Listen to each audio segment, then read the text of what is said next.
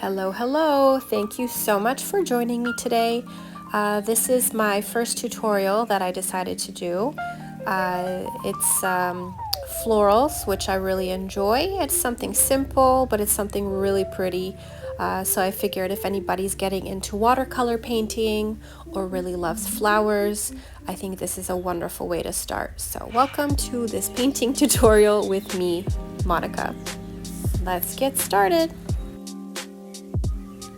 Okay, so the first thing you're going to want to do is get a bigger brush, something that can hold quite a bit of water.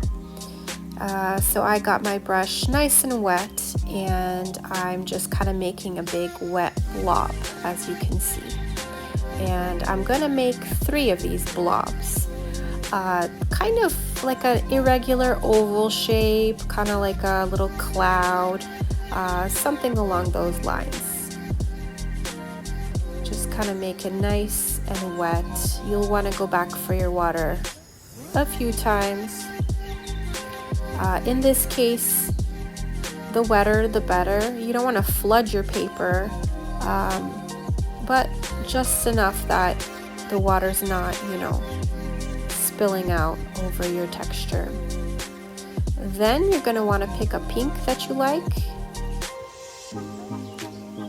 I like kind of this medium pink. It's a light. I've got a few pinks over here on my palette, all the way from super light to a Barbie pink to a magenta.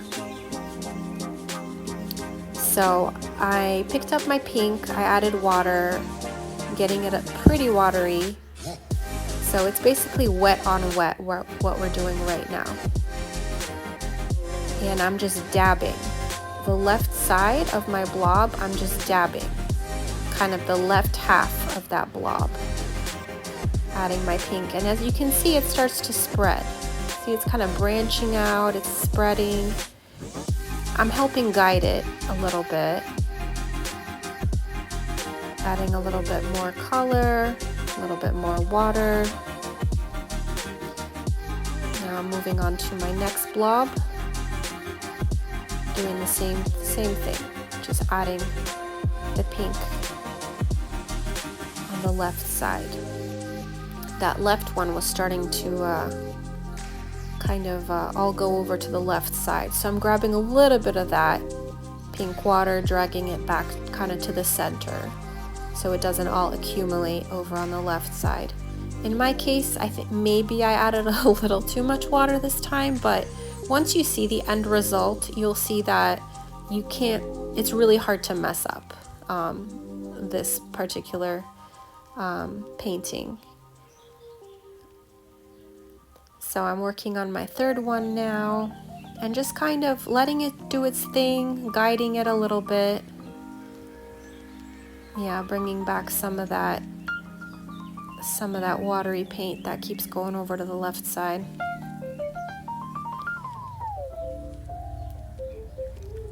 But the cool thing about this, when you do wet on wet, it just kind of does its own organic thing. And no 2 paintings are ever going to be the same when you do it this way. That's the fun thing about watercolor, I think, Water gives it so much life. So the first half of my flowers is done. I'm just showing you my my water jar. I reuse old jars, old honey jars. Alright, so I cleaned off the pink. I want my my pink to start drying just a tiny bit, so I'm just giving it a little bit of time. So now I'm going for my second color, which is like a happy kind of buttercup yellow. You can see it. Very sunny, happy yellow color.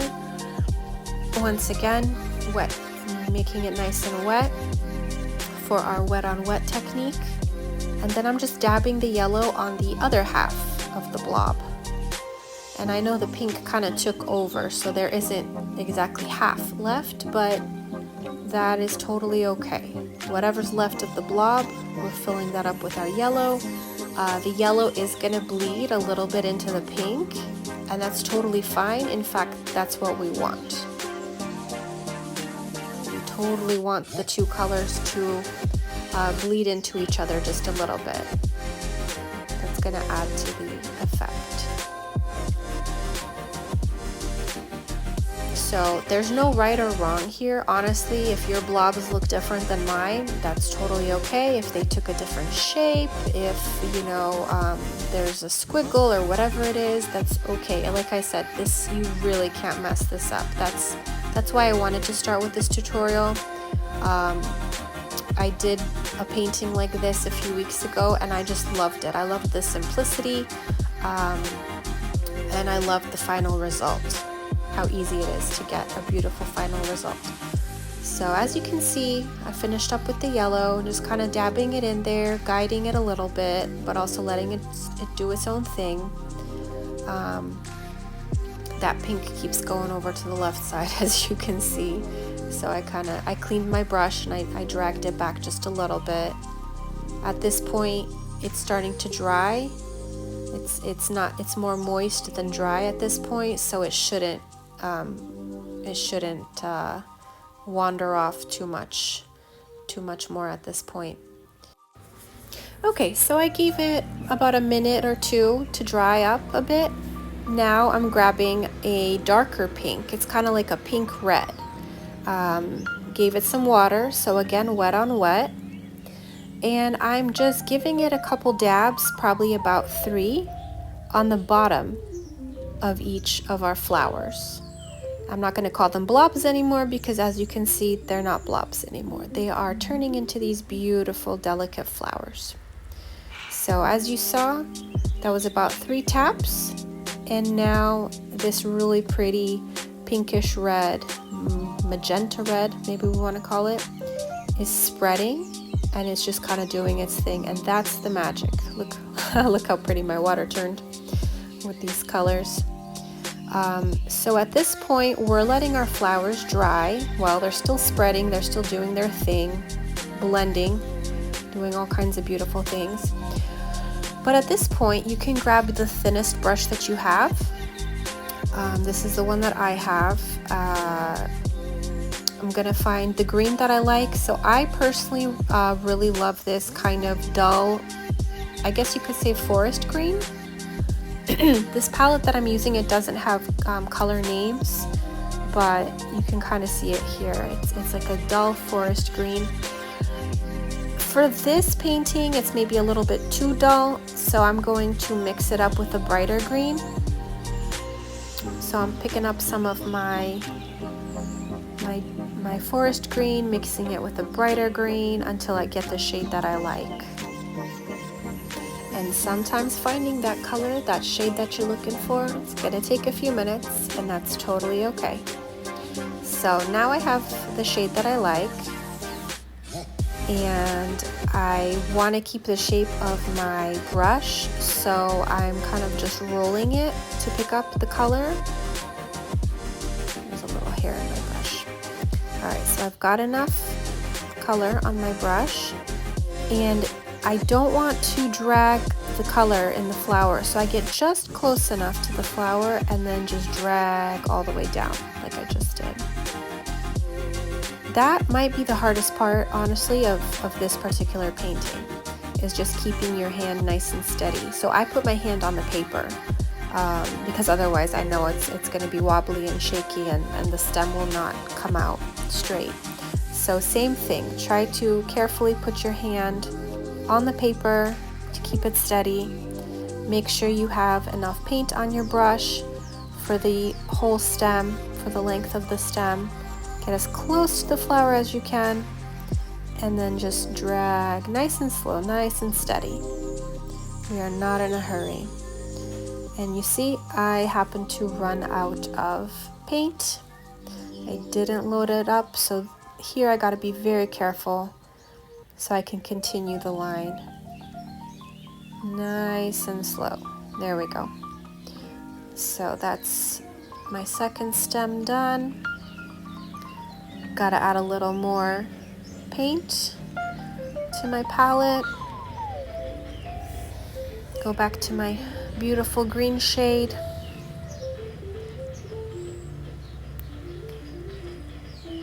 Once again, just roll my brush, pick up as much paint as I can. And here we go for the last one. Just drag it down. Nice and steady.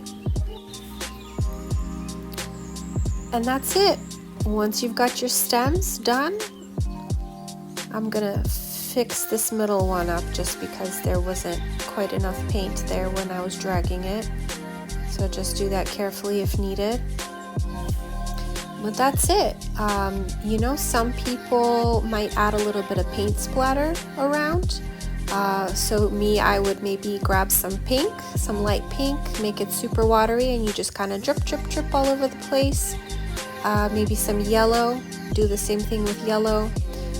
There's no leaves here. You could add some maybe near the bottom if you wanted to.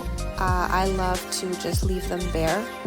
I adore the simplicity of this design. So it's really up to you if you want to, you know, embellish it, leave it as it is.